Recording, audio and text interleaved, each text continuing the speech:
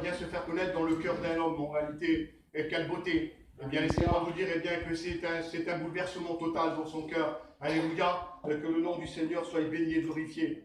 Et nous allons le voir ensemble dans la parole de Dieu. Ça se trouve dans le livre de Luc au chapitre 20 et jusqu'au verset 1 jusqu'au verset 11. Amen, alléluia. Et là, eh bien, nous voyons que Jésus arrive au bord du lac de Génézareth et qu'une grande foule le suivait pour l'entendre prêcher. Amen. Mais là, Jésus, voyant toute cette agitation qu'il y avait au milieu de cette foule, Jésus va prendre la décision de s'éloigner un peu de terre. La parole de Dieu nous dit qu'il va voir deux barques qui étaient là au bord du lac. Et là, Jésus va prendre la décision de monter dans une des barques qui était à Simon et qui plus tard deviendra Pierre. Et va lui demander bien de s'éloigner un peu de terre. Que le nom du Seigneur soit béni. Puis Jésus s'assit dans la barque et enseigne la foule qui était là.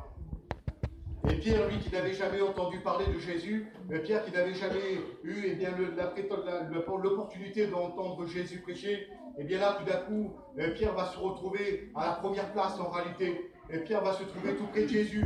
Et Pierre va avoir le privilège d'écouter Jésus prêcher. Amen, alléluia, que le nom du Seigneur soit béni. Et à la fin de la prédication, Jésus va s'adresser à Pierre et va lui dire, avance en pleine eau, pour pêcher. Et là, Pierre va lui répondre, Maître, nous avons essayé toute la nuit, mais sans rien prendre, en vain en réalité. Mais sur ta parole, je jetterai le filet. Amen, alléluia, que le nom du Seigneur soit béni. Et là, Pierre, sur un acte de foi, va jeter son filet. Et la parole de Dieu nous dit, bien tout simplement, qu'il prendra une telle quantité de poissons que les filets vont se déchirer sur le poids de ces poissons. Alors Pierre, voyant ce prodige, eh bien, va tomber aux genoux de Jésus. Il va lui dire, Seigneur, éloigne-toi de moi, car je suis un homme pécheur. Et là, eh bien, nous comprenons que Pierre va comprendre qu'en réalité, que Jésus était le Fils de Dieu. Amen, alléluia. Alors Jésus lui dit, sois sans crainte, Pierre, car désormais, tu seras un pécheur d'hommes. Amen, alléluia.